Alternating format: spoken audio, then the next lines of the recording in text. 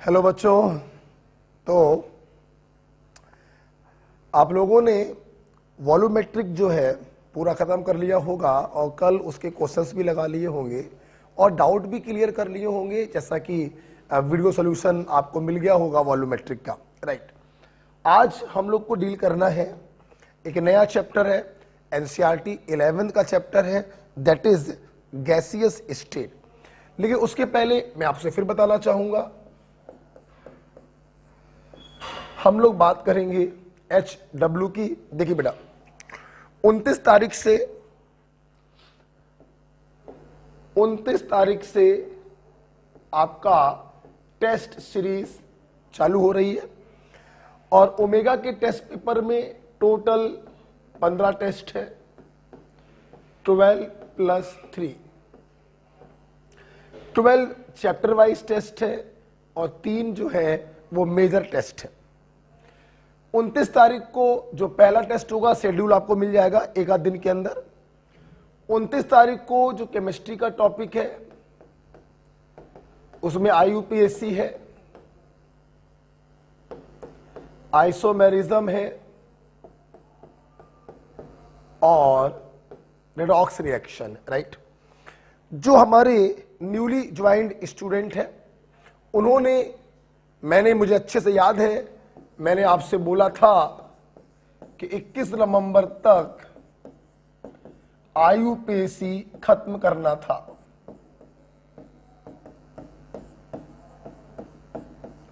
तो मेरे ख्याल से IUPAC आपने खत्म कर लिया होगा।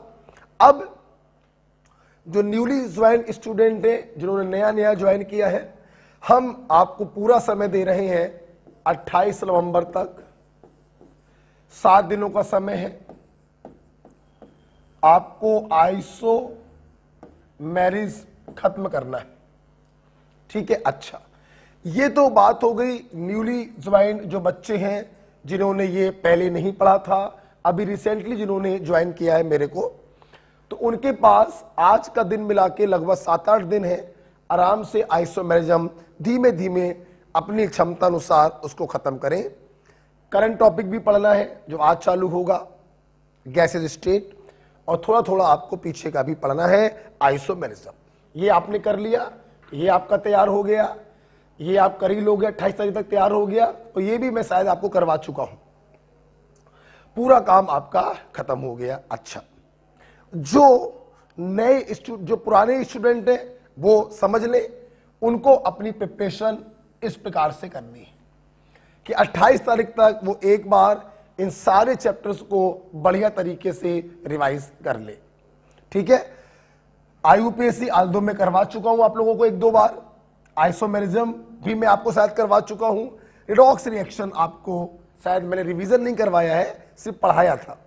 तो आप लोगों को अपने शेड्यूल को ऐसे बनाना है कि आप इन तीनों चैप्टरों को 28 तारीख तक एक बार रिवाइज कर लें। कुछ ऐसे रिवाइज कर लें कि आप इनके क्वेश्चंस भी लगा सकें, 50-60 सवाल, 50-60 सवाल, 50-60 सवाल। तो मैंने आपको एक स्ट्रेटजी बताई कैसे क्या करना है। नए बच्चे जो हैं उनको तो आइसोमेरिज्म 1 by 1 धीरे धीरे लेक्चर्स कंप्लीट करने हैं, और जो पुराने बच्चे हैं उनको इन 7-8 दिनों को ऐसे बांटना है कि आप इन तीनों चैप्टर्स को पूरा कंप्लीट कर लें। ओके बेटा, और आज हम लोग पढ़ने जा रहे हैं गैसियस स्टेट, न्यू चैप्टर्स आपके सामने आ रहा है, तो मैं इसको हटाना चाहूंगा, ठीक है। आइए, तो हम लोग बेटा पढ़ने जा रहे हैं, बड़ा अच्छा टॉपिक है, स्टेट ऑफ मैटर। बेटा आपको मालूम है, मैटर का मतलब होता है कुछ भी ऐसा जिसके पास मास हो और वॉल्यूम हो, हम लोग उसे कहते हैं मैटर। हमारे चारों तरफ मैटर 3 स्टेट में पाया जाता है, सॉलिड, लिक्विड और गैस। एग्जांपल के तौर पर H2O, बर्फ तो सॉलिड है, पानी तो लिक्विड है, और वेपर की बात करें तो गैस है। ओके, तो जितने भी मैटर बेटा हमारे पास है वो 3 स्टेटों में है, सॉलिड स्टेट, लिक्विड स्टेट और गैसियस स्टेट। ठीक है, देखिए बेटा, सॉलिड स्टेट जो होता है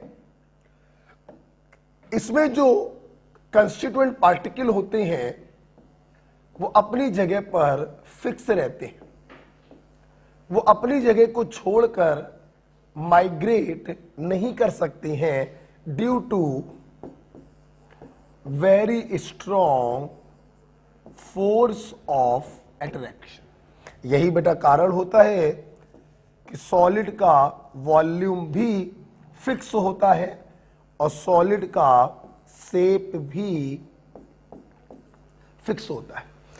एग्जाम्पल के तौर पर आप इस मार्कर को देख लो, ये सॉलिड है, इसके जो कंस्टिट्यूएंट पार्टिकल है एक स्थान पर फिक्स है, माइग्रेट नहीं कर सकते, इसलिए इस पेन को मैं हाथ में पकड़ूं तो भी इसकी शेप यही रहेगी और मैं जेब में डाल लूं तो भी इसकी शेप यही रहेगी। मतलब सॉलिड का ना वॉल्यूम चेंज होता है और ना ही उसकी शेप चेंज होती है, फिक्स होता है। हाँ, बहुत ज्यादा बेटा अगर मैं आपको बताऊं तो सॉलिड के जो ये पार्टिकल होते हैं अपनी जगह को तो छोड़ के नहीं जा सकते, हाँ अपनी मीन पोजीशन पर ऐसे ऐसे ऑसिलेट कर सकते हैं बस, लेकिन छोड़कर माइग्रेट नहीं कर सकते। अगर बेटा मैं बात करूं लिक्विड स्टेट की, तो लिक्विड स्टेट में क्या होता है, थोड़ा सा फोर्स ऑफ अट्रैक्शन कम हो जाता है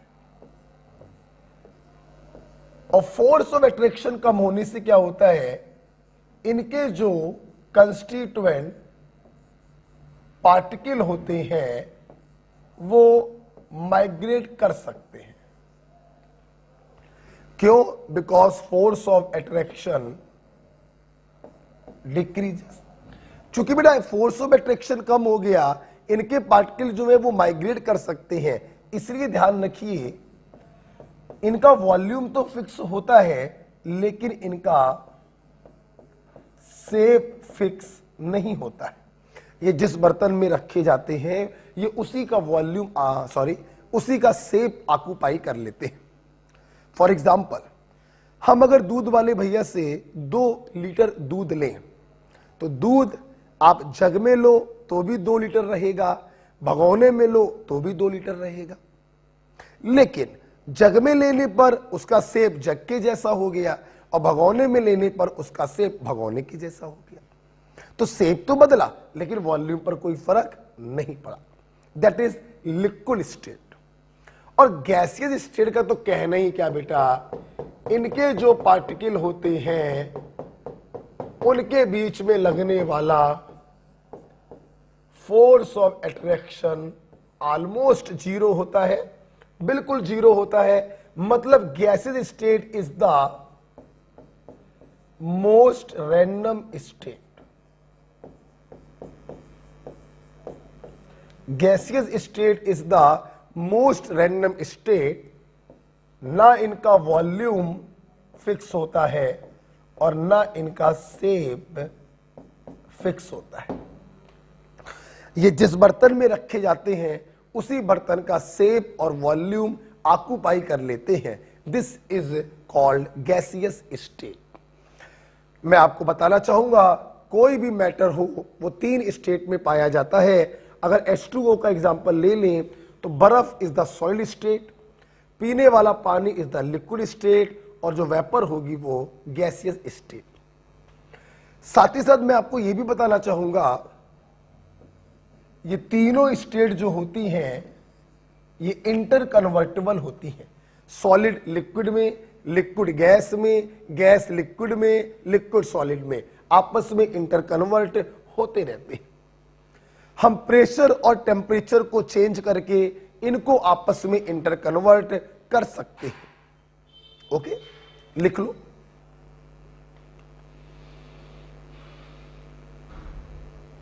आज हम लोग अपने इस चैप्टर स्टेट ऑफ मैटर में डिटेल डिस्कस करेंगे गैसियस स्टेट और उनसे संबंधित लॉस को।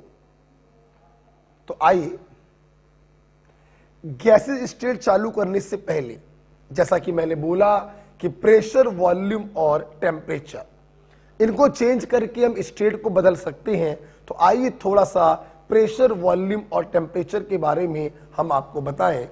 तो सुनिएगा, मैं इसको हटाना चाहूंगा।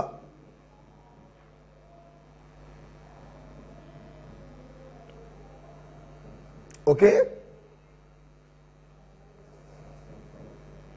ओके बेटा, चलिए इसको हटाते हैं हम लोग।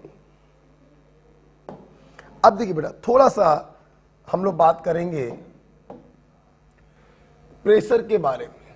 देखिए बेटा, मैं ज्यादा बात नहीं करूंगा इस साल, मैं यहां पर सिर्फ आपको बताना चाहूंगा प्रेशर की यूनिट के बारे में। तो याद रखिएगा, प्रेशर की सबसे पॉपुलर यूनिट जो केमिस्ट्री में यूज होती है, that is atmosphere. And 1 atmosphere is equal to 760 mm of Hg is equal to 76 centimetre of Hg। और भी कई सारी यूनिट है। 1 एटमॉस्फेयर इज इक्वल टू 10 की पावर 5 न्यूटन पर मीटर स्क्वायर या पास्कल, और 1 atmosphere is equal to 1 bar is equal to 760 torr. Okay, तो ये कुछ यूनिट के कन्वर्जन्स हैं। फॉर एग्जांपल, आपको अगर एमएम में प्रेशर दिया जाए और आपको उसको एटमॉस्फेयर में बदलना हो, तो आप 760 से डिवाइड कर देंगे तो वो एटमॉस्फेयर में बदल जाएगा। 500 mm Hg प्रेशर था, बताइए एटमॉस्फेयर में कितना होगा। तो 500 में 760 से डिवाइड कर देंगे, एटमॉस्फेयर में बदल जाएगा। तो ये कुछ यूनिट कन्वर्जन है जो आप याद रखिएगा, आपके ये यूज होंगे जब आप सवाल लगाएंगे। ठीक है, आफ्टर प्रेशर हम लोग बात करेंगे वॉल्यूम की। जैसा कि मैंने अभी भी बोला, वो मैं लिखवाना चाहूंगा, volume of gas is equal to volume of container. जिस कंटेनर में गैस भरी होती है वो उसी कंटेनर के वॉल्यूम को ऑक्यूपाई कर लेती है। 5 लीटर के बर्तन में हमने ऑक्सीजन गैस को भर दिया, तो ऑक्सीजन का वॉल्यूम भी हम 5 लीटर ही मानेंगे। ओके, अच्छा, बात करें यूनिट कन्वर्जन की, तो सबसे पॉपुलर यूनिट जो यूज होगी केमिस्ट्री में वो लीटर है। और 1 litre is equal to 1 decimetre cube is equal to 1000 centimetre cube. इसी को शॉर्ट में सीसी और इसी को शॉर्ट में हम ml लिख देते हैं। ध्यान रखिएगा, बहुत ही इंपॉर्टेंट ये कन्वर्जन है। जो डेसीमीटर क्यूब होता है वही बेटा ध्यान रखिएगा लीटर होता है। 10 decimetre cube 10 litre, 100 decimetre cube 100 litre के लिए। और सेंटीमीटर क्यूब को शॉर्ट में सीसी लिख देते हैं और इसी को हम लोग बोलते हैं ml। ml का मतलब मिलीलीटर। ठीक है, आइए प्रेशर और वॉल्यूम के बाद आप इसको लिख लीजिए, हम लोग बात करेंगे टेम्परेचर की। थोड़ा सा बताएंगे टेम्परेचर के बारे में।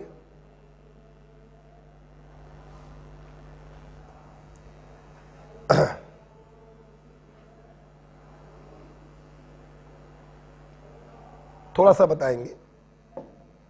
देखिए,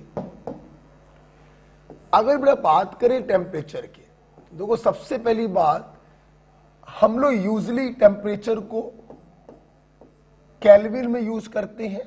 तो अगर आपको टेम्परेचर डिग्री सेल्सियस में दिया जाए, अगर आपको टेम्परेचर डिग्री सेल्सियस में दिया जाए तो उसमें 273 को आप ऐड कर देंगे तो वो केल्विन में बदल जाएगा। केल्विन वाले टेम्परेचर को हम कैपिटल T से लिखते हैं और डिग्री सेल्सियस वाले टेम्परेचर को हम स्मॉल t से लिखते हैं। ओके, अच्छा, सुनना बेटा, ये सारी चीजें हमने बेसिक बातें आपको बताई।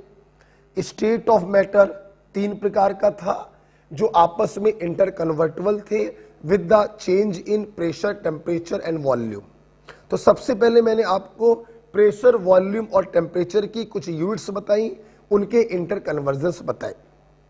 अब हम लोग जा रहे हैं अपने गैसेस स्टेट में अंदर की तरफ। तो सुनिए, सबसे पहले मैं गैसेस स्टेट में आपको पढ़ाना चाहूंगा आइडियल गैस इक्वेशन। देखिए बेटा, आइडियल गैस इक्वेशन जो होती है, it is based on Boyle's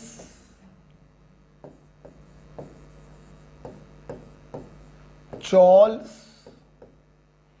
and Edmonton's law। Ideal gas equation Boyle, Charles और एडमंटन्स लॉ पर बेस्ड होती है।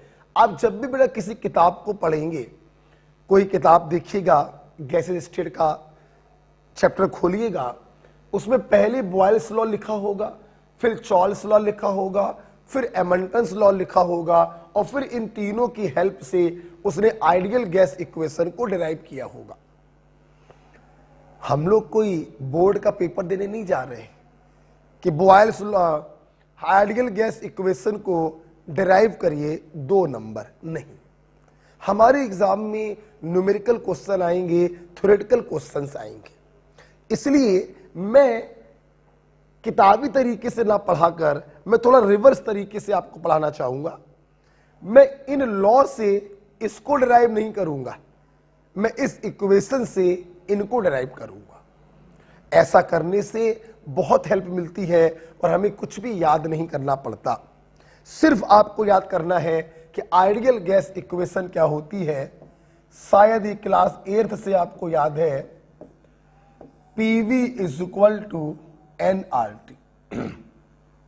हमारे टाइम पर तो शायद ये 9th क्लास से आया था, हो सकता है आजकल के बच्चों में 8th क्लास में आ गई हो। PV is equal to nRT, ideal gas equation.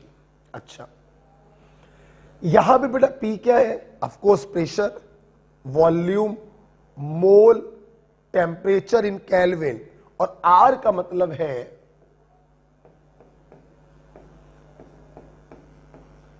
Universal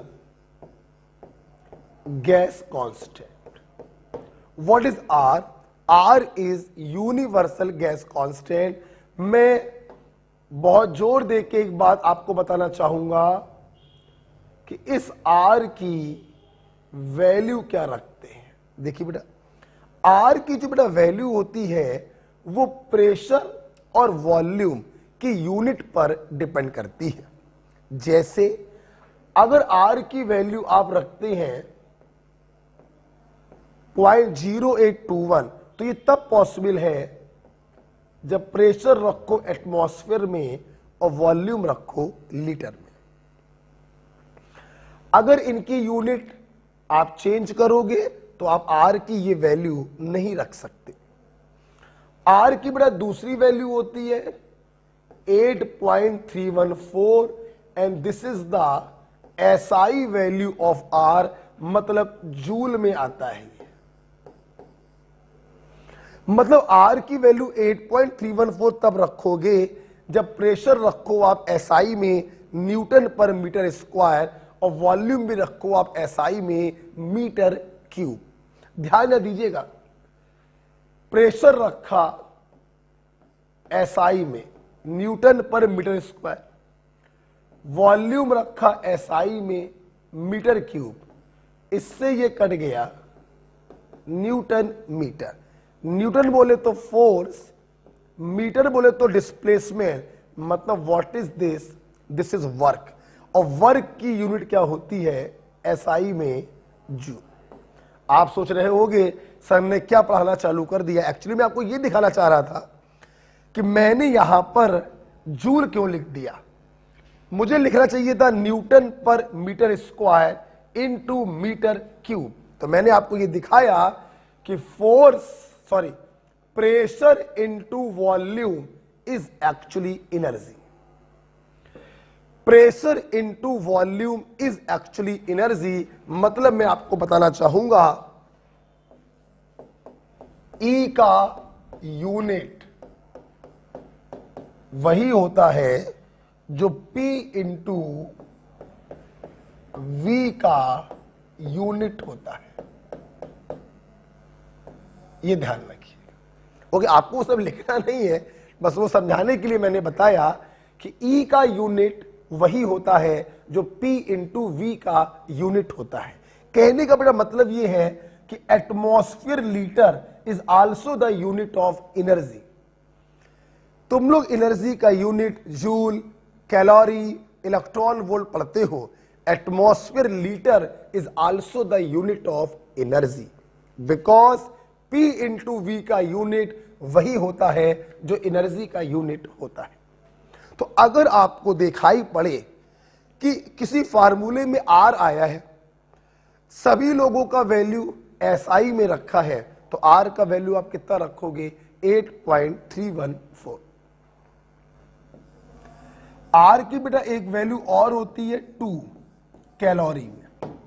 अगर एनर्जी के किसी फार्मूले में R आया है और एनर्जी को अगर आप रखते हो कैलोरी में, तो R की वैल्यू आप रखोगे 2।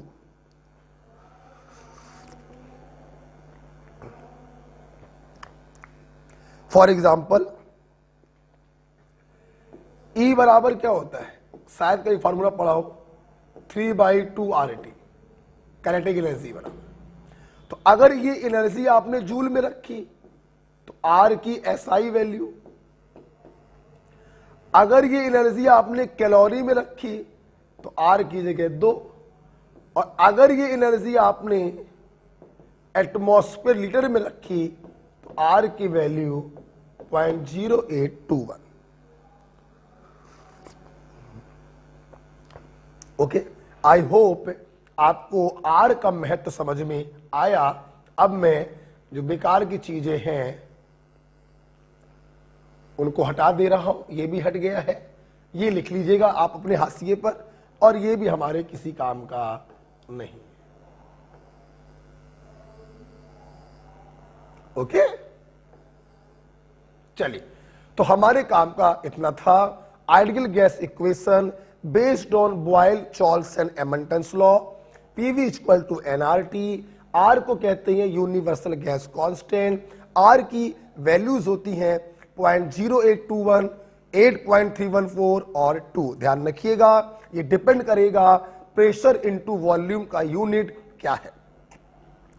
हमारी केमिस्ट्री में बेटा 100 में से 90 क्वेश्चन लगाओगे ना, तो 90 क्वेश्चनों में आपको ये वाला वैल्यू रखना होता है। प्रेशर यूजली बेटा एटमॉस्फेयर में होता है और वॉल्यूम यूजली बेटा लीटर में ही दिया जाता है। ओके, आप देख लीजिएगा, ये दोनों वैल्यूज मेनली बेटा यूज होती हैं जब आर के साथ एनर्जी का टर्म आता है। ओके, अगर एनर्जी रखोगे जूल में तो आर की एसआई वैल्यू ये रख देना, एनर्जी रखोगे कैलोरी में आर की एसआई वैल्यू ये रख देना।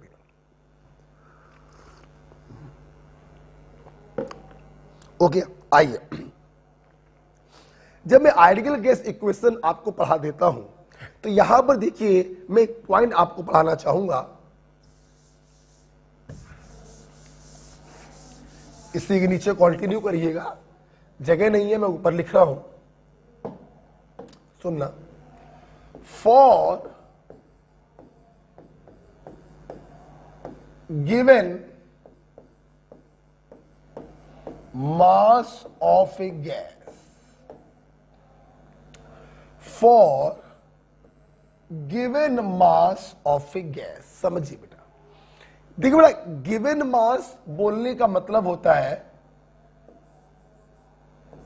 वेट आपने फिक्स कर दिया, मतलब कांस्टेंट, और ऑफ ए गैस का मतलब है आपने गैस को भी कांस्टेंट कर दिया और गैस को कांस्टेंट करने का मतलब है गैस को फिक्स कर दिया, मतलब मॉलिक्यूलर वेट क्या हो गया, फिक्स। मैंने बोला एक वेसल है, क्लोज कंटेनर है, उसमें 2 ग्राम हाइड्रोजन गैस भरी है। अब समझना, अब तुम इस कंटेनर को गर्म कर दो चाहे ठंडा कर दो, क्या हाइड्रोजन ऑक्सीजन में बदल जाएगी क्या? नहीं ना, मतलब गैस तो हाइड्रोजन ही रहेगी, मॉलिक्यूलर वेट तो 2 ही रहेगा। तुम कितना भी गर्म करो या कितना भी ठंडा करो, अगर बर्तन बंद है तो हाइड्रोजन का वेट तो 2 ही ग्राम रहेगा। मतलब जब मैंने आपसे कहा कि तुम्हारे पास 2 ग्राम हाइड्रोजन गैस है, इसका मतलब मैंने आपसे बोला कि गैस का वेट भी फिक्स हो गया, गैस का मॉलिक्यूलर वेट भी फिक्स हो गया। आपको मालूम है एन का मतलब होता है मोल्स, मोल्स का मतलब वेट अपॉन मॉलिक्यूलर वेट। जब वेट भी फिक्स, मॉलिक्यूलर वेट भी फिक्स, तो गारंटी है मोल भी क्या होगा, फिक्स। फिक्स बोलो या कांस्टेंट बोलो। तो देखिए, मैंने आपको एक बहुत ही अच्छी बात बताई। अक्सर जब हम लोग गैसियस स्टेट के क्वेश्चन लगाते हैं तो हम लोग को ये सेंटेंस क्वेश्चन में मिलता है, for a given mass of a gas. तो इस सेंटेंस का मतलब ही होता है कि आपने मोल्स क्या कर दिया, कांस्टेंट कर दिया। ठीक, सुनिएगा, सुनना बेटा। यूजिंग आइडियल गैस इक्वेशन,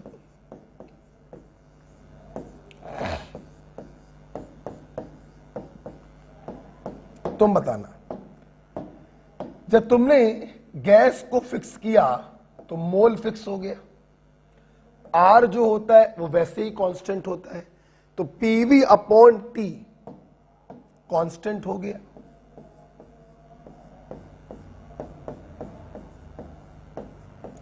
और पीवी अपॉन टी अगर कांस्टेंट है तो इसी को आप ऐसे नहीं लिख सकते हैं, P1 V1 अपॉन T1 बराबर P2 V2 अपॉन T2, बिल्कुल लिख सकते। मतलब अगर कभी इस प्रकार से क्वेश्चन लिखा हो for a given mass of a gas, तो ये अंडरस्टूड है कि आपकी इक्वेशन बनेगी PV upon T is constant, तो P1 V1 अपॉन T1 बराबर P2 V2 अपॉन T2। आप इस इक्वेशन का इस्तेमाल कर सकते हैं, जो आपसे पूछा जाए आप निकाल सकते हैं। क्या ये इक्वेशन बेटा आपको याद करनी है? नहीं, आप इतना लिखिए, हम आपको भी बहुत कुछ बताते हैं और कुछ भी आपको याद नहीं करना है। एक छोटी सी बात मैंने आपको पहले कॉपी पे लिखवाना जरूरी समझा, और अब मैं इसके बाद कुछ बातें बताऊंगा जो सिर्फ आप सुनिएगा।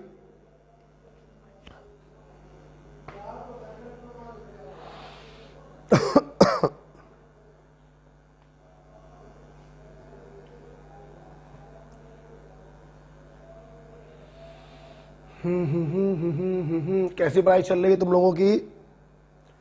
तुम लोग दिखाई नहीं पड़ते हो, बड़ा साला कभी कभी नीरस लगता है ऑनलाइन में पढ़ाने का, दिखाई नहीं पड़ते हैं बच्चे, वो एनर्जी थोड़ी सी कम हो जाती है। कैमरे को देख देख के बुलाओ, कैमरे को देख देख के बोलो, ऐसा लग रहा है जैसे कोई शूटिंग कर रहे हैं।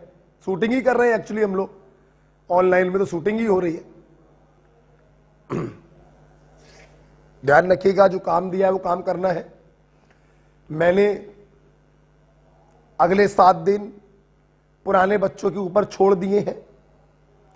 इन 7 दिनों में आपको आईयूपीएसी, आइसोमेरिज्म, रेडॉक्स रिएक्शन अपने अकॉर्डिंग एक शेड्यूल बनाकर क्वेश्चन के साथ आपको पूरा करना है। जो नए बच्चे हैं उनको काम क्या दे दिया है, 28 तारीख तक वो आइसोमेरिज्म अपना खत्म कर लें। पीछे की चैप्टर्स मैंने सारे रिवाइज करवा दिए हैं, देखिए, है ना। अब मोल हो चुका है, आईयूपीएसी हो चुका है, रेडॉक्स रिएक्शन हो चुका है, पीरियोडिक बचा है और केमिकल बॉन्डिंग बचा है, इसके बाद करवा देंगे। ओके, लिख लिया? चलो अब जरा पेन बंद करो, मैं तुम्हें कुछ सिखाता हूं। लिखना नहीं है, इसके नीचे एक सवाल करेंगे थोड़ी देर बाद, पहले कुछ सीखते हैं। क्या? देखो देखो बेटा, एक बात ध्यान रखना, गैसियस स्टेट में आइडियल गैस हो या आइडियल गैस जहां से डिराइव हुई है, बॉयल, चॉल्स और एमंटन्स हो, इन पर बेटा कोई भी सवाल आए तुम्हें कुछ याद नहीं करना। तुम सबसे पहले लिख दिया करो अपनी ideal gas equation PV equal to nRT। सुनना, जैसे ये लिख दिया। अब बेटा क्वेश्चन जिस जिस चीज को कांस्टेंट कर दे आप उसको कैंसिल कर दो और जो बचे उसको पकड़ के इस प्रकार की इक्वेशन बना दिया करो। जैसे मैंने बोला for given mass of a gas at constant pressure, सुनना, given mass of a gas मतलब n constant, at constant pressure P constant, R जन्म से कांस्टेंट होता है तो वॉल्यूम अपॉन टेम्परेचर कांस्टेंट हो गया। इक्वेशन क्या बन गई?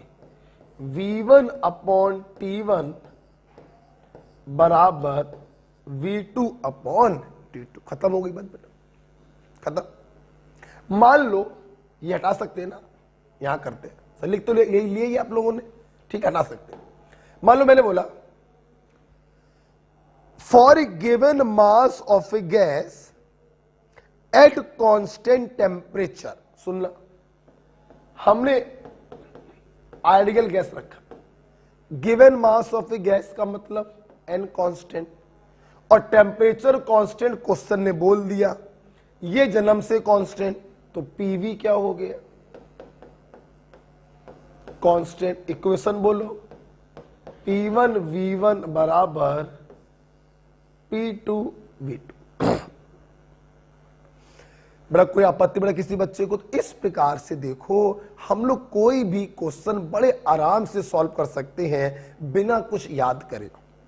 तो आइए एक सवाल इसके ऊपर किया जाए जो मैंने अभी आपको सिखाया। चले एक क्वेश्चन करते हैं। क्वेश्चन बेटा क्या है, हमारे पास एक बहुत बड़ा सा बैलून है और ये बैलून जमीन पर रस्सी से बंधा हुआ है। अच्छा, इस बैलून में हाइड्रोजन गैस भरी है, इसका प्रेशर है 1 एटमॉस्फेयर, टेम्परेचर है 27 डिग्री सेल्सियस और इस समय इसका वॉल्यूम है 12,000 लीटर। धोखे से इस बैलून को पकड़ मत लेना, तुमको लेके उड़ जाएगा। 12,000 लीटर समझते हो? आपके घरों में छत पर जो पानी की टंकी रखी होती है 500 लीटर या 1000 लीटर की होती है, ये 12,000 लीटर, बहुत बड़ा बैलून है ये। अच्छा, सवाल आया, हमने इसकी रस्सी को काट दिया, जब काटा तो हाइड्रोजन गैस भरे होने के कारण ये बैलून हवा में उड़ते उड़ते एक ऐसे स्थान पर पहुंच गया जहां पर प्रेशर है 0.5 एटमॉस्फेयर और टेम्परेचर है -23 डिग्री सेल्सियस। बताइए जरा यहां पर इसका वॉल्यूम क्या होगा? ये क्वेश्चन मैंने पूछा। सुनना, सबसे पहले मैं आपको एक बात बताना चाहूं, जब सेल्सियस में टेम्परेचर को लिखते हैं तो कैपिटल T नहीं बनाते हैं, स्मॉल टी बनाते हैं। अच्छा, अब सुना बेटा, एक बात बताओ, गैस तो अंदर हाइड्रोजन ही भरी है, मतलब गैस भी फिक्स है और उसका जो वेट इसके अंदर भरा होगा वो भी फिक्स होगा। तो हम ये तो समझ सकते हैं जब ये बैलून हवा में ऊपर गया होगा तो मोल्स ऑफ गैस क्या होंगे? फिक्स। बाकी प्रेशर भी चेंज हो रहा, टेम्परेचर भी चेंज हो रहा और वॉल्यूम भी चेंज हो रहा। तो हमने किया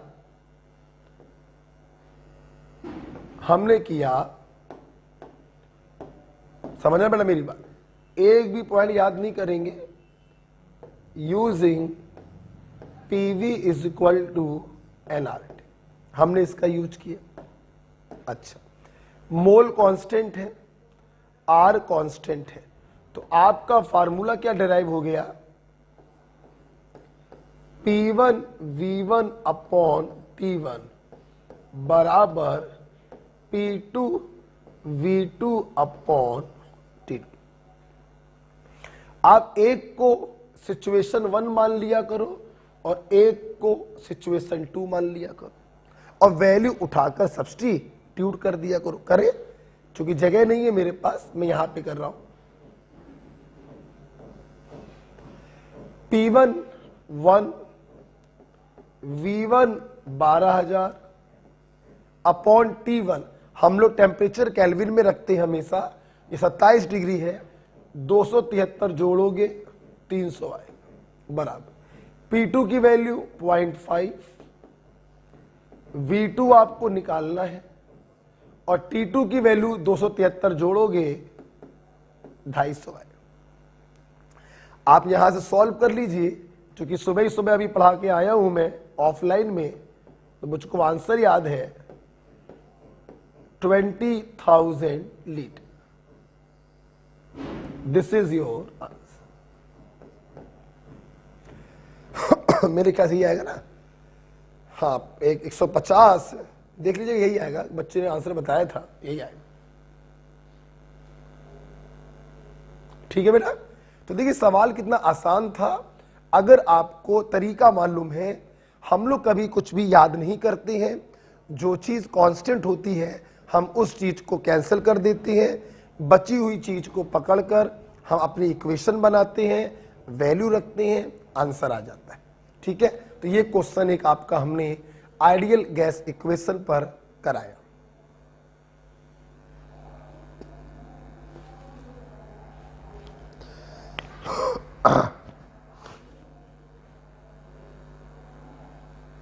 समझना बेटा मेरी बात, मैं इसको हटाने जा रहा हूं।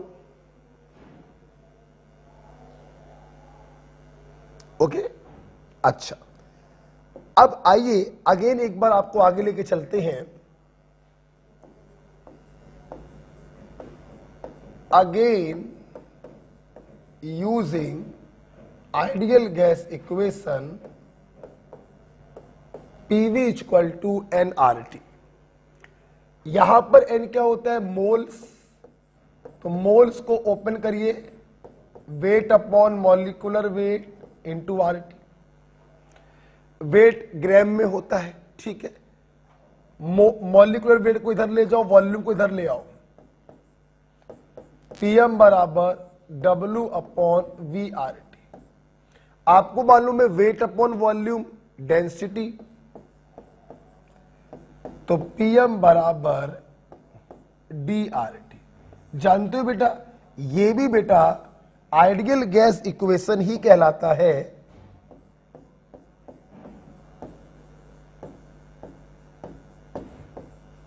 ये भी बेटा आइडियल गैस इक्वेशन ही कहलाता है, बस ये वाला जो फॉर्म है वो वॉल्यूम और वेट के टर्म्स में है और ये वाला जो फॉर्म है वो डेंसिटी के टर्म्स में है। ध्यान रखिएगा, जैसा कि मैंने बोला था कि R की वैल्यू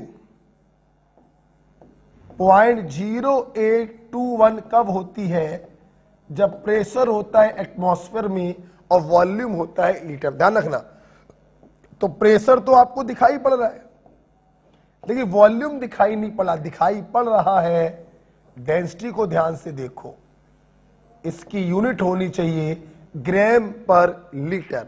तो यहां से वॉल्यूम मिल गया लीटर में, प्रेशर दिखाई पड़ रहा एटमॉस्फेयर में, तो R की वैल्यू रखोगे 0.0821। तो ये भी बेटा आपका आइडियल गैस इक्वेशन है वॉल्यूम के टर्म्स में, और ये भी बेटा आइडियल गैस इक्वेशन है डेंसिटी के टर्म्स में, PM इक्वल टू DRT। मैं तो अपने बच्चों से कहता हूं आपको ये भी याद होना चाहिए और आपको ये भी याद होना चाहिए। यही दो इक्वेशन से बेटा जो याद करेंगे तो फायदा मिलेगा, इसके अलावा कुछ और मत याद करिएगा, ना बॉयल्स लॉ, ना चॉल्स लॉ और ना एमल्टन्स लॉ। ठीक है, आइए क्यों ना इसके ऊपर एनसीईआरटी का एक क्वेश्चन कर लेते हैं।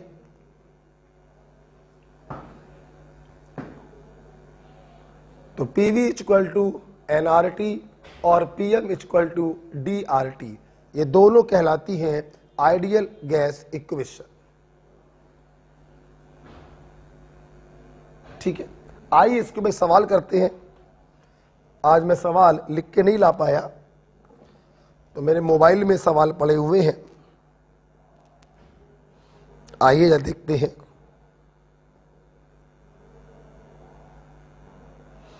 इसके ऊपर एक सवाल हम लोग करेंगे। चलिए हटाते हैं इसको।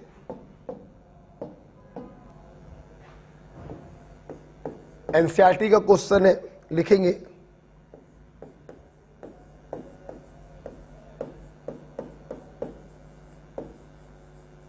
The density of a gas eight 27 degree Celsius and 1 atmospheric pressure is D. Okay भाई, comma at what temperature its density become 0.75 D keeping pressure constant. Keeping pressure constant. Okay, आप नहीं करेंगे, मैं करूंगा, आप बस सिर्फ देखेंगे। चलिए सबसे पहले ये बताओ, क्वेश्चन जो है वो डेंसिटी के टर्म्स में है, तो इक्वेशन कौन सा लिखना है? पीवी इक्वल टू डीआरटी वाला यूज होगा। ठीक, अच्छा सबसे पहले हम लोग क्या करेंगे, हम लोग ये देखेंगे क्या क्या क्वेश्चन दे रहा है, क्या क्या चीजें कांस्टेंट है। आओ देखें।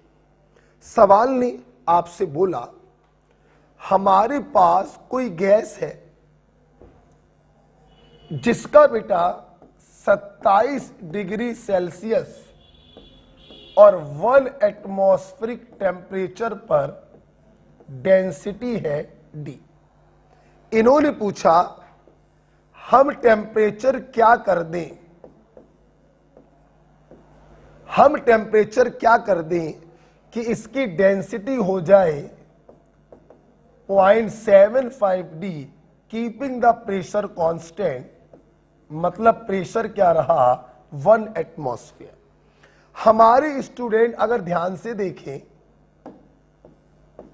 अगर ध्यान से देखें, तुमने गैस को फिक्स रखा है, मतलब मोल कांस्टेंट हो गए, और तुमने प्रेशर को भी क्या रखा है? फिक्स रखा है। तो एक बात बताओ, क्या मैं ये नहीं लिख सकता यूजिंग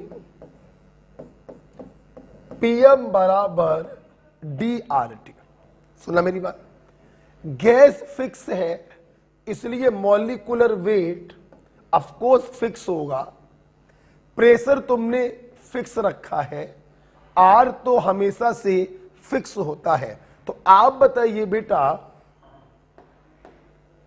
आप बताइए बेटा, आपकी क्वेश्चन क्या बनेगी? Density into temperature is constant, मतलब D1 T1 बराबर D2 T2। आप एक सिचुएशन को सिचुएशन 1 मान लीजिए और एक को सिचुएशन 2 मान लीजिए। D1 D T1 हम लोग हमेशा केल्विन में रखते हैं, ध्यान रखिए ये सेल्सियस में दिया गया है, तो 273 जोड़ेंगे 300। D2 हो गया है 0.75 D और T2 आपको निकालना है। T2 आपको निकालना है। आप आइए सॉल्व कर लेते हैं। D से D कट गया तो आपका यहां से T2 आ गया 400 केल्विन। ध्यान रखिए आपने कैपिटल T निकाला है और कैपिटल T का मतलब है केल्विन में आंसर आएगा। अगर बेटा आपसे क्वेश्चन पूछा जाता कि डिग्री सेल्सियस में बताइए तो आपका आंसर यहां से केल्विन में आता, आप इसमें से 273 घटा देते तो सेल्सियस में आपका आंसर आ जाता T2 बराबर 127 डिग्री सेल्सियस। वो भी सही है, ये भी सही है, दोनों आंसर आपके। वो केल्विन वाला आंसर आया है, कैपिटल T2 आया है, और ये डिग्री सेल्सियस वाला आया है, स्मॉल T2 आया। ओके, तो ये देखिए PM बराबर DRT पर एक बढ़िया सा सवाल आप लोगों ने किया। गैस को फिक्स रखा है तो मॉलिक्यूलर वेट कांस्टेंट होगा, प्रेशर भी कांस्टेंट है, R हमेशा कांस्टेंट होता है, तो D1 T1 बराबर D2 T2 बन गया। वैल्यू रखिए, T2 की वैल्यू आ गई। ओके, चलिए आइडियल गैस इक्वेशन आपने खत्म किया, that is PV equal to nRT और PM इक्वल टू DRT। इस प्रकार से खत्म होता है। आई इसके बाद मैं आपको पढ़ाना चाहूंगा, जैसा कि मैंने अभी बोला था कि हम लोगों का जो आइडियल गैस इक्वेशन है ये 3 लॉ पर आधारित है, that is Boyle's law, Charles law और एमंटन्स लॉ। ठीक है, मेरी बात ध्यान सुनिए, इधर देखो सब लोग, मैं इसको हटाना चाहूंगा। सबसे पहले मैं आगे बढ़ने से पहले एक पॉइंट आपको और पढ़ाना चाहूंगा। ये एनसीईआरटी का पॉइंट है क्योंकि एनसीईआरटी में सवाल दिया है इस पर, एक्सपेल्ड आउट। एनसीईआरटी में इस पर क्वेश्चन दिया है एक्सपेल्ड आउट। क्या होता है ये एक्सपेल्ड आउट, आइए समझते हैं। देखिए, पेन बंद करके आराम से आप इसको देखिए। क्या सुन बेटा, मान लो बेटा हमारे पास एक ओपन बीकर है जिसमें कोई गैस भरी है। ऑफ कोर्स ये अपने वॉल्यूम V1 के बराबर ही गैस को रोक पाएगा, और मान लीजिए इसके मोल्स हैं N1 और इस समय इसका टेम्परेचर है T1। मैंने क्या किया बेटा, इस बर्तन को गर्म किया। गर्म करने का मतलब हमने इसका टेम्परेचर T1 से बढ़ाकर T2 कर दिया। आपको मालूम है PV इक्वल टू nRT से अगर टेम्परेचर बढ़ाओगे तो वॉल्यूम भी बढ़ेगा। कैसे बढ़ेगा सुनना। देखिए, जब टेम्परेचर बढ़ाते हैं तो गैस के पार्टिकल को एनर्जी मिलता है, उस एनर्जी को लेकर वो और तेजी से रैंडम मोशन करने लगते हैं, उनके बीच की दूरी और बढ़ जाती है। इसी को हम लोग कहते हैं एक्सपेंशन। T1 टेम्परेचर पर 2 गैस के पार्टिकल ऐसे थे और T2 टेम्परेचर पर 2 गैस के पार्टिकल ऐसे हो गए। मतलब यही कहलाता है एक्सपेंशन, मतलब वॉल्यूम बढ़ेगा। अच्छा, एक बात ध्यान रखिएगा कि टेम्परेचर बढ़ाने पर वॉल्यूम बढ़ता है लेकिन मोल्स पर कोई फर्क नहीं पड़ता, अमाउंट पर कोई फर्क नहीं पड़ता। मेरे भाई एक बात बताओ, एक कंटेनर में 2 मोल ऑक्सीजन गैस भरी थी, तुम इस कंटेनर को गर्म कर दो तो क्या ऑक्सीजन 2 से 4 मोल हो जाएगी क्या? नहीं मेरे भाई, उसका एनर्जी बढ़ेगा, अगर कंटेनर ओपन है तो उसका वॉल्यूम बढ़ेगा, लेकिन गैस तो 2 ही मोल रहेगी। हम गर्म या ठंडा करके किसी के अमाउंट को नहीं बढ़ा सकते।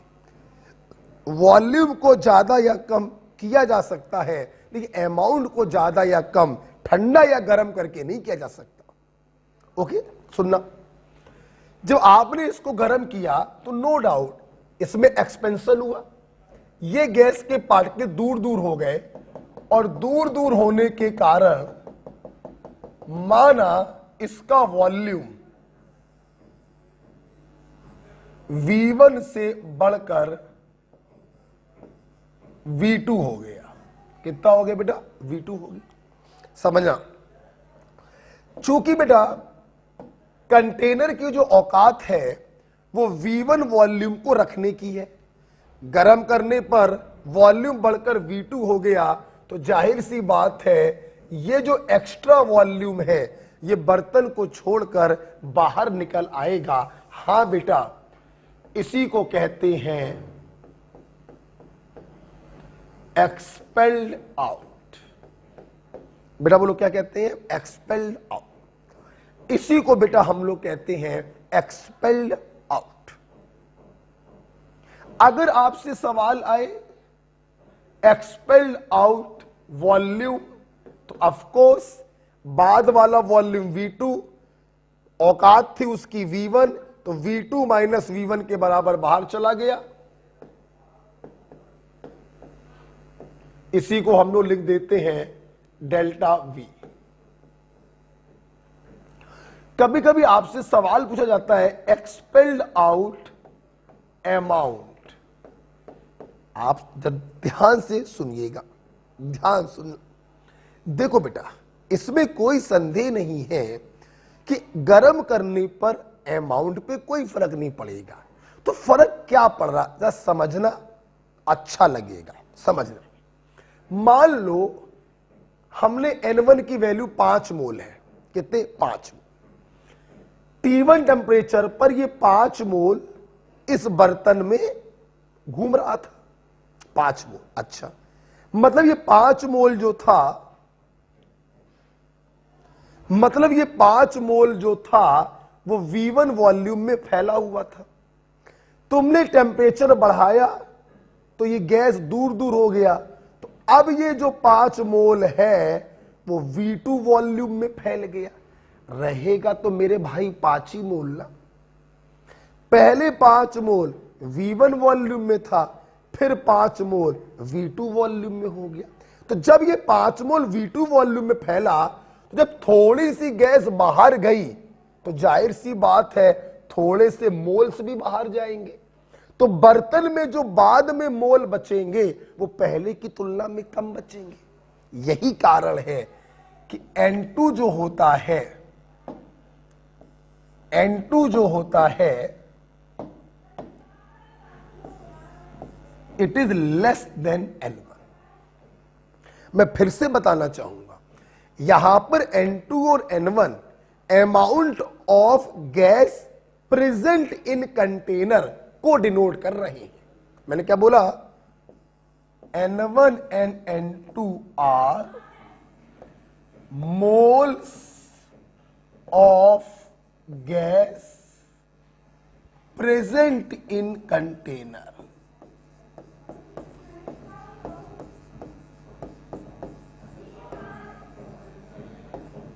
ओवरऑल अमाउंट तो पहले 5 मोल था, तो गर्म करने के बाद भी 5 ही मोल रहेगा।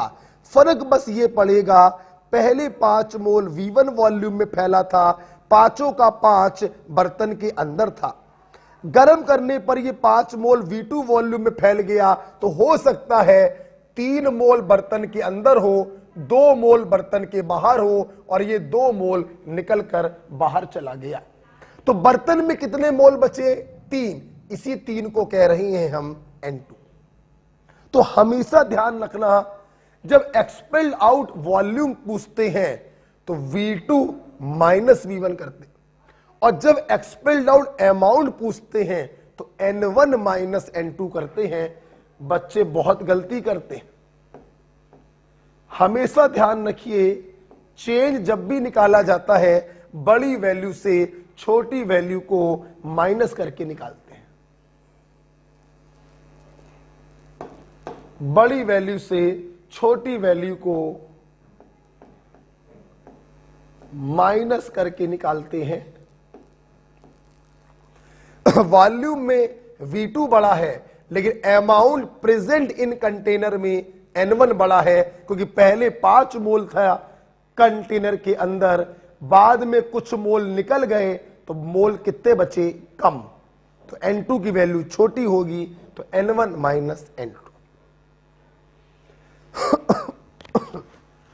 तो सबसे पहले मैं उम्मीद करता हूं मेरे छात्रों को एक्सपेल्ड आउट समझ में आया हो।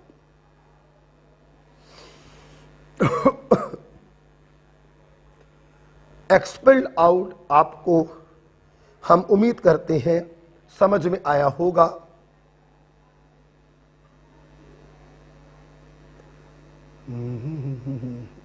देखिए,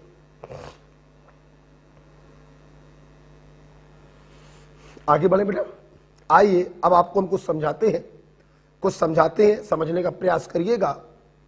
थीम आपकी क्लियर हो चुकी है। देखो, 2 सवाल अलग अलग बनते हैं, या तो एक्सपेल्ड आउट वॉल्यूम आपसे पूछा जाएगा या फिर एक्सपेल्ड आउट अमाउंट आपसे पूछा जाएगा। वॉल्यूम पूछा जाए तो इसको भूल जाना, और ये पूछा जाए तो वॉल्यूम को भूल जाना। पहला पॉइंट। दूसरा पॉइंट, ये एक्सपेल्ड आउट किसके कारण हो रहा है? टेम्परेचर बढ़ाने के कारण हो रहा है। कारण तो दूसरा भी हो सकता था, हम प्रेशर कम कर दे तो भी एक्सपेल्ड आउट हो सकता था, बट मेन क्वेश्चन जो आते हैं वो टेम्परेचर बढ़ाने के कारण ही आते हैं। तो इसी को देख लेते हैं हम लोग। ठीक, सुनना, हटाएं इसको। ये पिक्चर आपकी क्लियर हो चुकी है मेरे ख्याल से। देखना, जैसे मान लो हमने आपसे एक सवाल पूछा। ये सवाल करते हैं, सवाल पूछा, एक्सपेल्ड आउट की थीम क्लियर हो चुकी है। अब एक्सपेल्ड आउट पर एक छोटा सा सवाल हम लोग करने जा रहे हैं। ए 500 ml vessel is heated from 27 degrees Celsius to 37 degrees Celsius. Full stop. Calculate expelled out volume. देखिए, सबसे पहले आप थीम समझ लीजिए, फिर हम लोग आगे बढ़ते हैं। एक ओपन बर्तन है जिसकी कैपेसिटी 500 ml की होगी। V1 कितना है? 500। टेम्परेचर कितना है? 27। हमने इसको 27 से गर्म करके 37 डिग्री तक गर्म किया, तो जाहिर सी बात है वॉल्यूम बढ़ेगा, और वॉल्यूम बढ़ेगा तो जो एक्स्ट्रा वॉल्यूम होगा वो बाहर निकल जाएगा, that is V2 minus V1। तो एग्जामिनर आपसे एक्सपेल्ड आउट अमाउंट वॉल्यूम पूछ रहा है, मतलब एग्जामिनर आपसे पूछ रहा है, सब ध्यान दो सब लोग, V1 दिया है 500 ml, कंटेनर का वॉल्यूम ही V1 मान लेते हैं। T1 दिया है 27 डिग्री सेल्सियस, T2 दिया है 37 डिग्री सेल्सियस, और एक्सपेल्ड आउट वॉल्यूम आपसे पूछा। Very simple, using PV is equal to nRT। फिर वही बात, जो चीज कांस्टेंट उनको हटाओ। देखो देखो बेटा, आपने टेम्परेचर को चेंज किया है, वेसल ओपन है, प्रेशर क्या होगा? कांस्टेंट। अच्छा, वॉल्यूम में चेंज आएगा, गैस का अमाउंट क्या रहेगा? Overall constant. आर बोलो कांस्टेंट। तो जाहिर सी बात है आप समझ गए होंगे V1 अपॉन V2 बराबर T1 अपॉन T2। एम आई राइट? यही तो बनेगा। हमें निकालना है डेल्टा V। डेल्टा V का मतलब होता है V2 माइनस V1 हमें निकालना है और V2 हमें मालूम नहीं है। अब सुनना, मेरी बात ध्यान से सुनना। क्या इस चीज को मैं ऐसे भी तो लिख सकता हूं, V2 अपॉन V1 बराबर T2 अपॉन T1। बोला V1 अपॉन V2 बराबर T1 अपॉन T2, तो V2 अपॉन T1 बराबर T2 अपॉन T1। तो इस चीज को मैं ऐसे लिख लूं,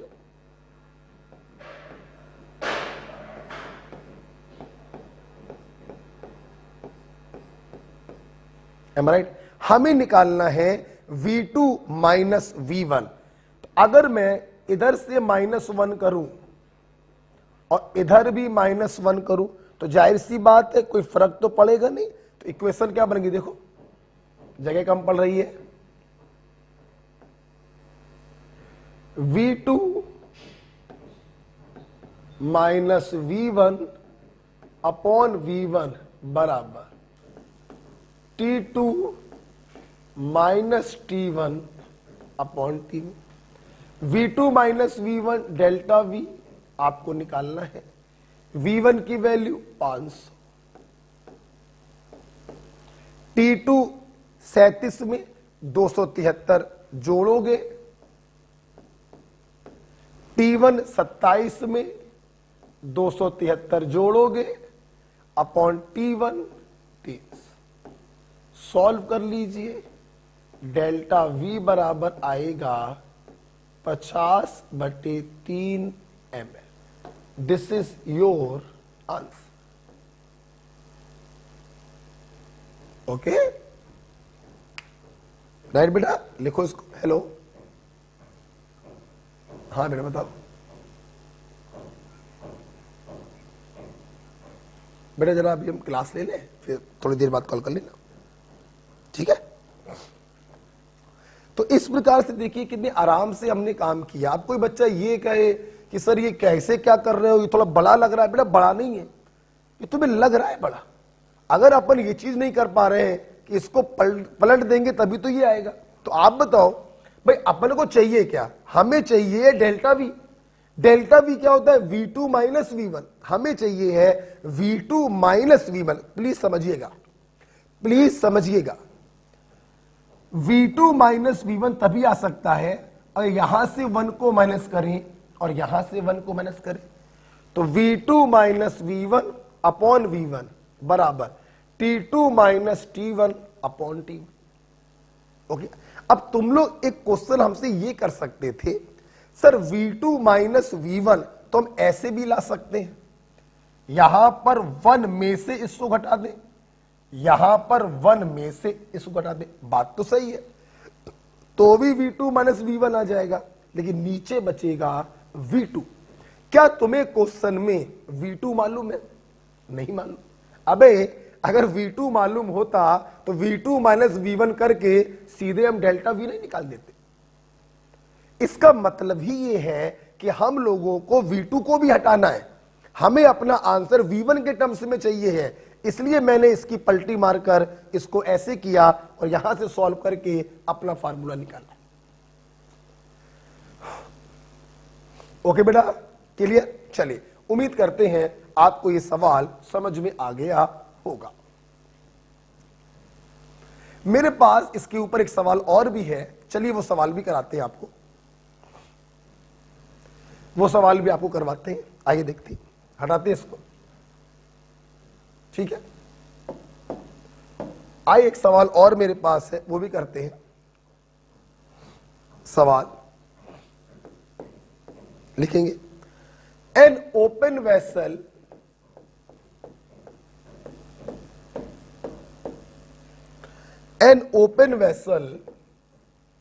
at 27 degrees Celsius is heated so that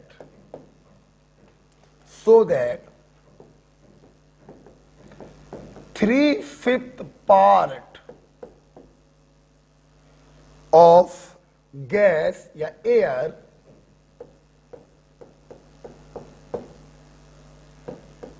expelled out full stop. Calculate final temperature. देखिए बेटा, फिर जरा सवाल को आप समझिए। सवाल कह रहा हमारे पास एक ओपन वेसल है जो 27 डिग्री सेल्सियस पर है। अच्छा भाई, बताइए इसको किस टेम्परेचर तक हम गर्म करें। जब गर्म करोगे तो एक्सपेंशन होगा और जो एक्स्ट्रा अमाउंट होगा वो बाहर चला जाएगा। तो 3/5 part of air expelled out. समझिए मेरी बात, समझिए मेरी बात। 3/5 पार्ट। देखिए बेटा, पार्ट का मतलब होता है फ्रैक्शन। आपसे बोला गया 3/5 फ्रैक्शन एक्सपेल्ड आउट, तो एक्चुअली बेटा this is expelled out amount. और तुमने अभी अभी वॉल्यूमेट्रिक पढ़ी है, अगर किसी चीज में इनिशियल वैल्यू से डिवाइड कर दें तो वो बन जाता है फ्रैक्शन। तो 3/5 फ्रैक्शन दिया गया, मतलब डेल्टा n बाई n1 आपको दिया गया है 3/5। इसका मतलब क्या है? इसका मतलब हुआ fraction of air expelled out. Delta N is what? Amount of air expelled out, और उसमें अगर इनिशियल वैल्यू से डिवाइड कर दिया तो fraction of air expelled out आ गया, जो आपको दिया गया है 3/5। वॉल्यूम वाला फार्मूला डेल्टा वी, अगर वॉल्यूम पूछते तो वो लगाते, वॉल्यूम नहीं बोला गया तो हम लोग अमाउंट वाले से काम करते हैं। वॉल्यूम डेल्टा वी तभी यूज करेंगे जब वॉल्यूम बोला जाए, नहीं बोला गया तो हम लोग सीधे अमाउंट वाला यूज करेंगे। अब देखना again, using PV equal to NR. अब वही लगाओ, वही दिमाग लगाओ। ओपन वेसल है, पी कांस्टेंट, अमाउंट को लेके चल रहे हैं तो वी हटा दो, वी हटा दिया, आर हटा दिया, तो हमारा क्या बन गया? N1T1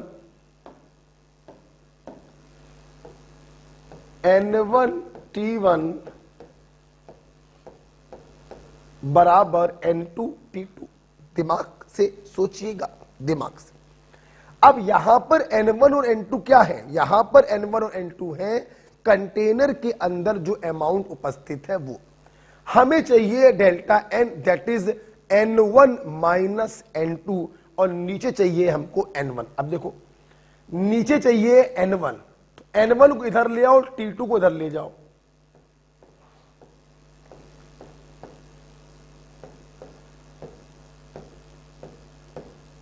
लिख दिया। हमें चाहिए N1 माइनस N2, 1 से माइनस, 1 से माइनस, तो ये आ गया T2 minus T1 upon T2 बराबर N1 minus N2 upon N1। T2 अपन को निकालना है, कैपिटल T निकालोगे तो केल्विन में आएगा। T1 27 प्लस 273 300, T2 निकालना है। Delta N by N1 is 3/5। Is it clear? Solve कर लीजिए। 5T2 माइनस 1500 बराबर 3T2, तो T2 बराबर 750 केल्विन। चाहे आप बोल दो 750 केल्विन या 273 घटा दो तो डिग्री सेल्सियस में आ जाएगा, दोनों ही सेम आंसर होंगे।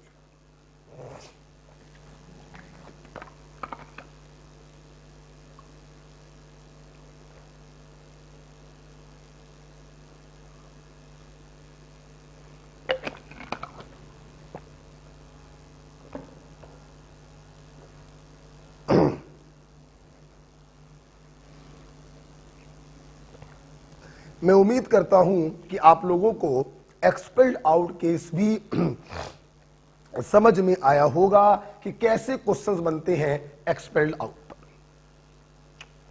ठीक है, कुछ नहीं करना होता है, simple PV equal to NRT लगाइए, जो चीज कांस्टेंट है उसको हटा दीजिए, अपनी चीज को पकड़कर रीअरेंज करिए, आपका आंसर आपके सामने होगा।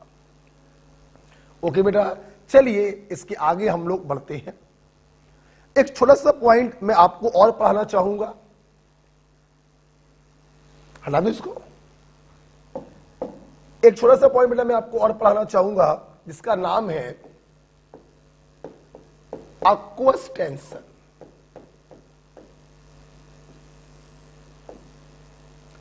What is aqueous tension? Nothing.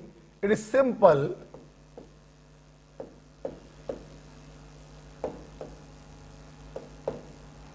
Pressure due to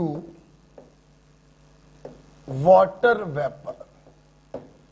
water vapour का जो प्रेशर होता है उसे बेटा हम लोग कहते हैं aqueous tension।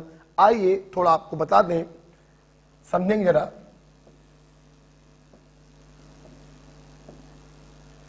ये मान लो कोई ट्यूब है,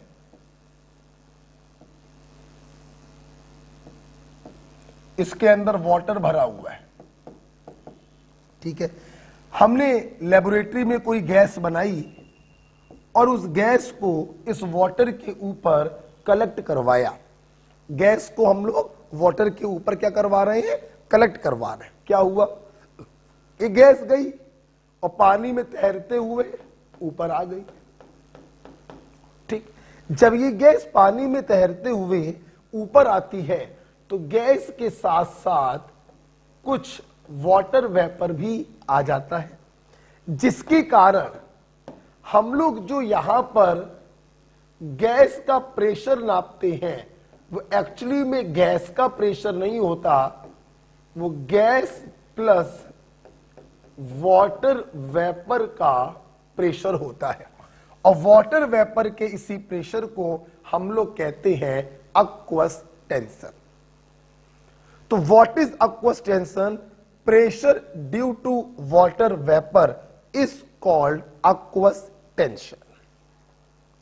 ठीक, मेरी बात सुनिएगा। अगर गैसियस स्टेट का कोई सवाल हो और सवाल के आखिरी में आपको aqueous टेंशन दिया जा रहा हो तो तुरंत समझ जाना कि उस aqueous टेंशन को हम टोटल प्रेशर से माइनस करेंगे, फिर हमारे पास आएगा गैस का प्रेशर, और इस गैस के प्रेशर को आप यूज करोगे इन आइडियल गैस इक्वेशन। हम लोग कभी भी आइडियल गैस इक्वेशन में टोटल प्रेशर का इस्तेमाल नहीं करते। हम लोग हमेशा गैस के प्रेशर को आइडियल गैस इक्वेशन में इस्तेमाल करते हैं, जो कैसे निकाला जाएगा? Total pressure given in question minus aqueous tension given in question. तो गैस का प्रेशर आएगा जिसको पीवी बराबर एनआरटी में आप यूज करेंगे, तो जो निकालना होगा आप निकाल सकते हैं। तो this is about the aqueous tension. Pressure due to water vapour is called aqueous tension.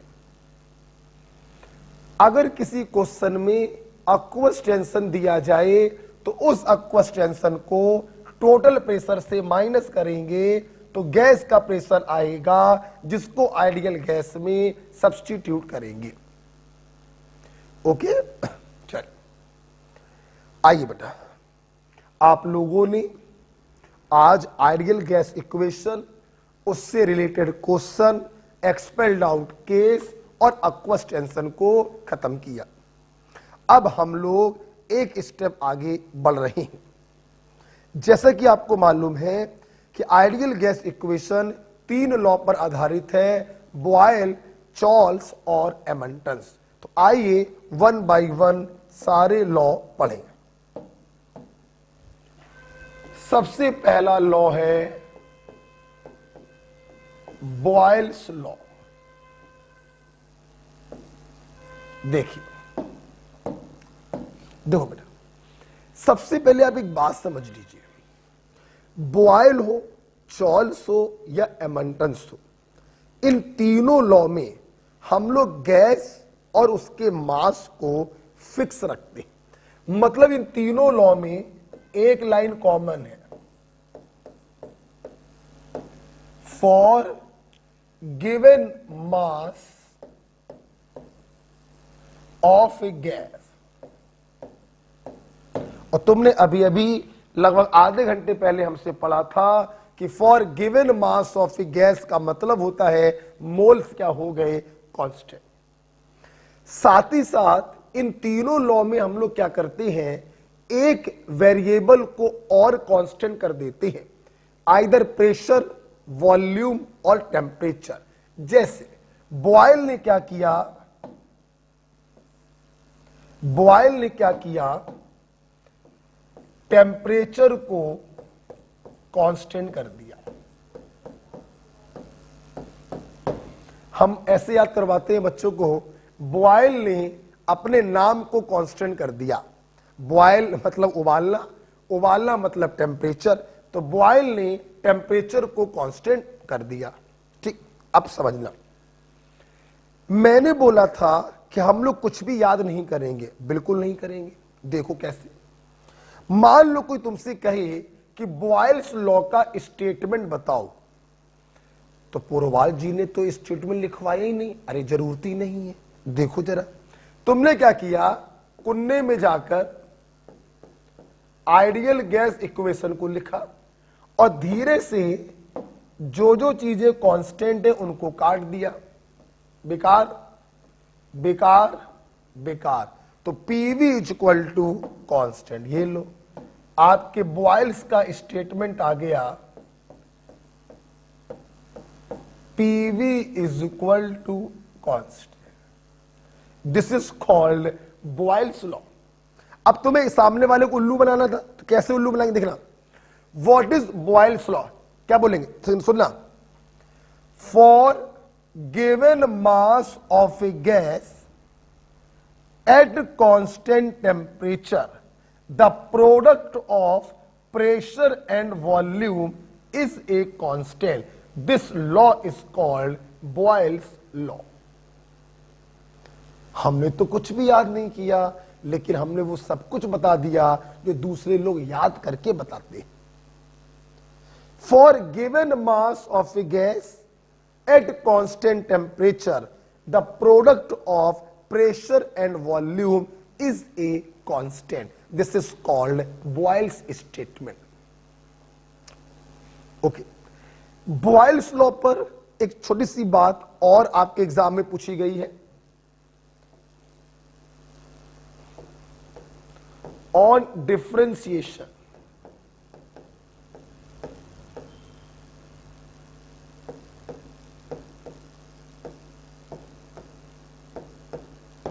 अगर इस इक्वेशन को डिफरेंशिएट करें, प्रेशर भी वेरिएबल है, वॉल्यूम भी वेरिएबल है, दो वेरिएबल का डिफरेंशिएशन कर रहे हैं जो मल्टीप्लिकेशन में है। आपने शायद पढ़ा हो, फिजिक्स वाले अध्यापक ने आपको शुरू में पढ़ाया होगा, एक वेरिएबल को कांस्टेंट रखते हैं, दूसरे को डिफरेंशिएट करते हैं, प्लस दूसरे को कांस्टेंट, पहले को डिफरेंशिएट, और कांस्टेंट का डिफरेंशिएशन होता है 0।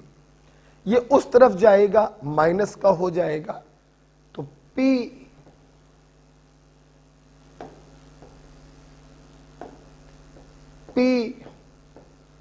dV बराबर माइनस का V dP। ओके, अब आप क्या कर सकते हैं, dP को इधर ले जाए, dV को इधर ले जाए,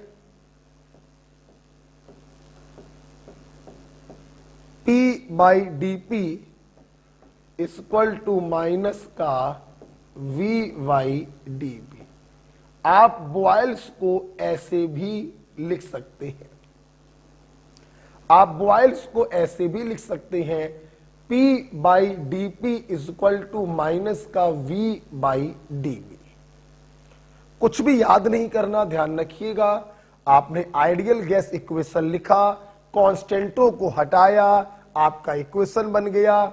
डिफरेंशिएट कैसे करेंगे, एक को कांस्टेंट दूसरे को डिफरेंशिएट प्लस दूसरे को कांस्टेंट पहले को डिफरेंशिएट, और कांस्टेंट का होता है 0, रीअरेंज कर दिया, इस प्रकार से लिख दिया।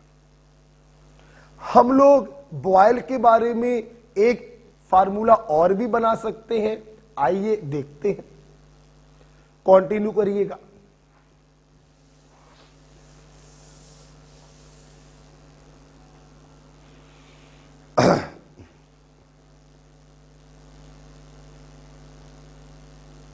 लिख लीजिए।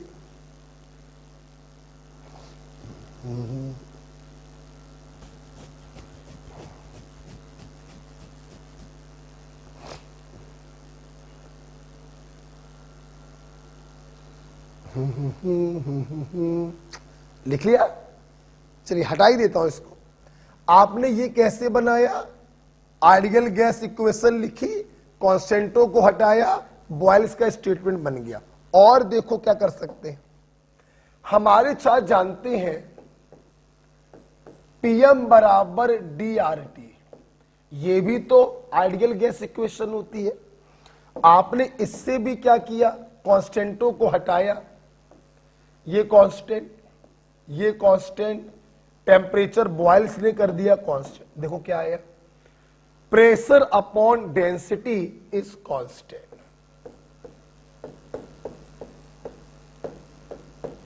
मतलब क्या तुम बॉयल का दूसरा स्टेटमेंट ऐसे नहीं बोल सकते हो, for given mass of a gas at constant temperature the ratio of pressure and density is a constant. क्या ये नहीं बोल सकते, बोल सकते। प्रेशर और डेंसिटी का जो रेशियो होता है वो कांस्टेंट टेम्परेचर पर कांस्टेंट होता है, हम बिल्कुल बोल सकते हैं।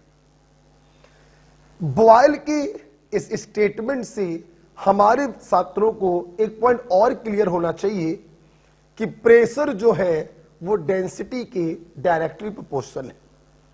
जहां पे प्रेशर ज्यादा वहां पर गैस का डेंसिटी ज्यादा, मतलब गैस के मॉलिक्यूल पास पास। जहां पे प्रेशर कम, गैस का डेंसिटी कम, मतलब मॉलिक्यूल दूर दूर। समझिएगा, समझिएगा, ये अर्थ है।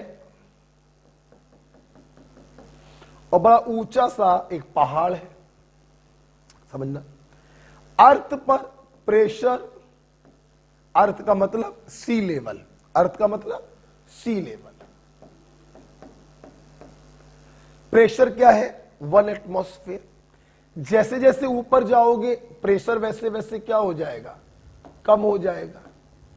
मान लो 0.8 एटमॉस्फेयर। अच्छा समझना मेरी बात। अब जहां पर प्रेशर ज्यादा है, मतलब यहां पर जो एयर होगी वो काफी डेंस होगी। ये देखिए, मतलब एयर के जो पार्टिकल हैं काफी पास पास होंगे। और जब माउंटेन पर ऊपर की तरफ जाओगे, जैसे जैसे प्रेशर कम हो जाएगा वैसे वैसे गैस के पार्टिकल थोड़े दूर दूर हो जाएंगे, उनकी डेंसिटी क्या हो जाएगी, कम हो जाएगी। सोचो जरा, एक आदमी जो सी लेवल पे खड़ा है, जब वो एक बार सांस लेगा, चूंकि गैस के पार्टिकल पास पास थे तो ज्यादा एयर उसके लंग्स में पहुंच गई। और जब वही आदमी माउंटेन पे खड़ा होकर वहां पे सांस लेगा तो जाहिर सी बात है, चूंकि मॉलिक्यूल दूर दूर है, तो एक बार सांस लेने पर उतनी एयर लंग्स में नहीं पहुंचेगी जितनी यहां पर पहुंच रही थी, जिसके कारण उस आदमी को जल्दी जल्दी सांस लेनी पड़ेगी। यस, इसी को हम कहते हैं एल्टीट्यूड सिकनेस। बोलो क्या कहते हैं, एल्टीट्यूड सिकनेस। कभी कभी सांस लेने में इतनी प्रॉब्लम होने लगती है कि सरदर्द करने लगता है, इंसान को बेहोशी आने लगती है। इसीलिए जो लोग पहाड़ों में, माउंटेन में चढ़ाई करते हैं, वो अपने साथ ऑक्सीजन का सिलेंडर लेके जाते हैं, ताकि अगर डेंसिटी बहुत कम हो जाए और सांस लेने में बहुत प्रॉब्लम होने लगे तो वो मास्क लगा के आराम से जिंदा रह सकते हैं। Okay, this is called altitude sickness. तो इसको मैं ऐसे लिखवाना चाहूंगा, इसको मैं लिखना चाहूंगा 10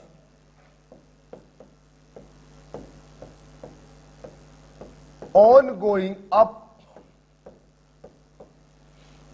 in mountain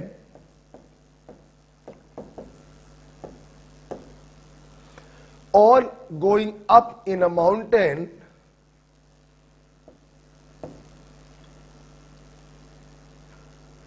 जैसे जैसे ऊपर की तरफ जाओगे हमें ब्रीथिंग प्रॉब्लम होगी। thus on going up in a mountain a person suffers in breathing.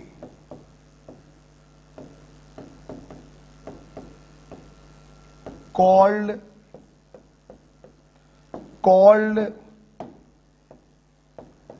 altitude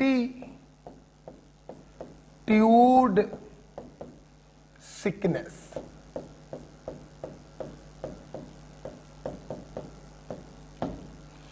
Thus, on going up in a mountain, a person suffers in breathing called altitude sickness. तो आपके एग्जाम में सब question आ सकता है कि altitude sickness is the application of, आप धीरे से बोल देना, बॉयल्स लॉ। ओके, या इसी स्टेटमेंट को मैं ऐसे भी तो लिख सकता हूं क्या, कि air at sea level is dense. समुद्री लेवल पर जहां पे प्रेशर ज्यादा होगा एयर का डेंसिटी ज्यादा होगा। हां, बिल्कुल ज्यादा होगा। तो मैं इसी को ऐसे भी लिख सकता हूं कि air at sea level is dense. This is the application of Boyle's law. मैं उम्मीद करूंगा कि आपको बॉयल्स लॉ समझ में आया। टेम्परेचर कांस्टेंट है तो एक बार पीवी बराबर कांस्टेंट आया और एक बार P अपॉन डी बराबर कांस्टेंट आया। ओके बेटा, चलिए बॉयल्स लॉ में इतना पढ़ने के बाद मैं आपको बॉयल्स लॉ को लेकर एक ग्राफ प्लॉट कराना चाहूंगा। आइए ग्राफ प्लॉट करते हैं, इसको लिख लीजिए।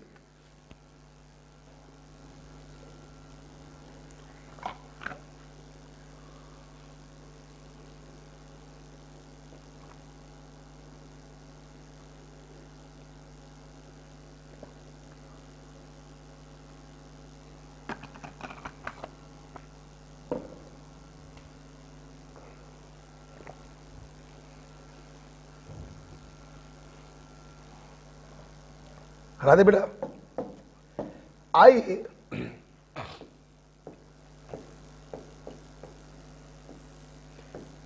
ग्राफ की बात करेंगे। मैं दो ग्राफ आपको दिखा रहा हूं।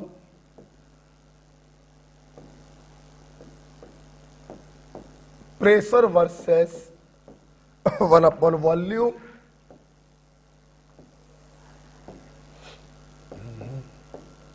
और प्रेशर वर्सेस वॉल्यूम। देखिए, ऑफ कोर्स मैं बॉयल्स लॉ में ग्राफ प्लॉट कर रहा हूं, मतलब टेम्परेचर क्या है, कांस्टेंट, अमाउंट ऑफ गैस भी क्या है, कांस्टेंट। देखिए बहुत ही सिंपल है ग्राफ प्लॉट करना। पीवी बराबर एनआरटी, ये पूरी वैल्यू क्या है, कांस्टेंट। अच्छा, तो P बराबर एनआरटी अपॉन वी, यही तो है, समझना। तुमने P को क्या माना है, Y, और 1 अपॉन वी को क्या माना है, X। तो Y बराबर mx। This is straight line equation passing through origin. तो आप देखिए इसका ग्राफ ऐसा आएगा, स्ट्रेट लाइन। आप ऐसा खींच दो, आप ऐसे खींच दो, आएगा स्ट्रेट लाइन। स्लोप ऊपर नीचे कर सकते हो वो अलग बात है, लेकिन ग्राफ जो है वो ऑरिजिन से ही स्टार्ट होगा और स्ट्रेट लाइन होगा। आपके सामने प्रेशर को वाई एक्सिस पे रखा है, जिसको वाई पे रखते हैं उसको बराबर के लेफ्ट में अकेला रखते हैं और बाकी पूरी दुनियादारी को बराबर के उस तरफ ले जाते हैं।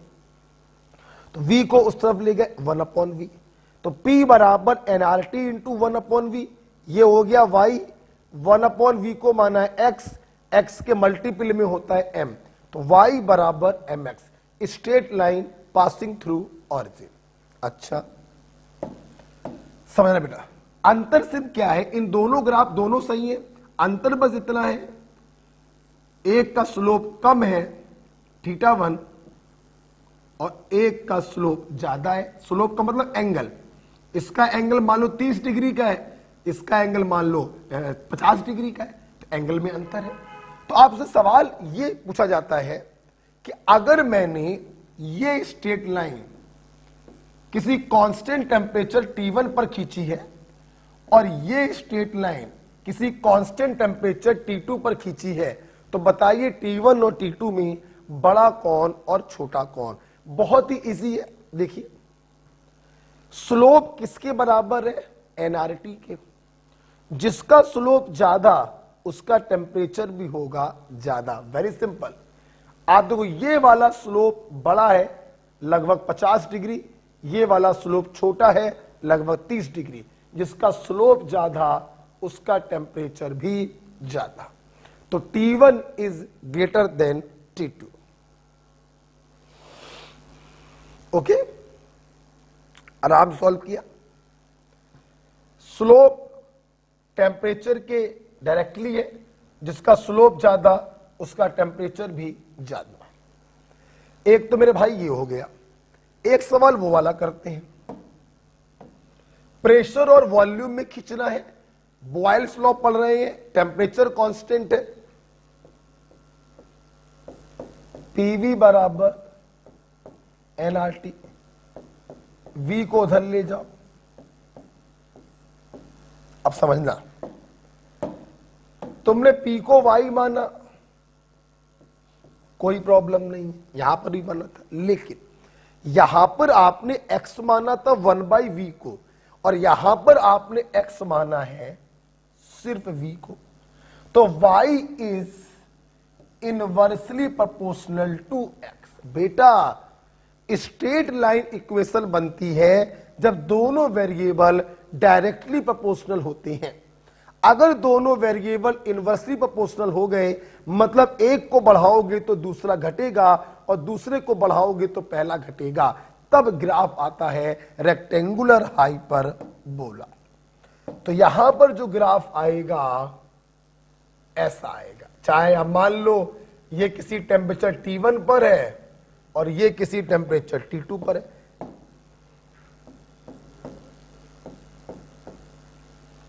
ग्राफ रेक्टेंगुलर हाइपरबोला ही आना है, प्रेशर को कम करोगे वॉल्यूम बढ़ेगा, वॉल्यूम को कम करोगे तो प्रेशर बढ़ेगा। ग्राफ रेक्टेंगुलर हाइपरबोला ही आएगा। हां, अलग अलग इसलिए दिखाई पड़ रहे हैं, ये अलग अलग कांस्टेंट टेम्परेचरों पर आपने बनाए होंगे। जैसे ये अलग ग्राफ आपने अलग अलग टेम्परेचर पे बनाया तो स्लोप बदल गया, ये भी आपने अलग अलग टेम्परेचर पे बनाया तो स्लोप बदल गया। बस ग्राफ रेक्टेंगुलर हाइपरबोला ही आएगा।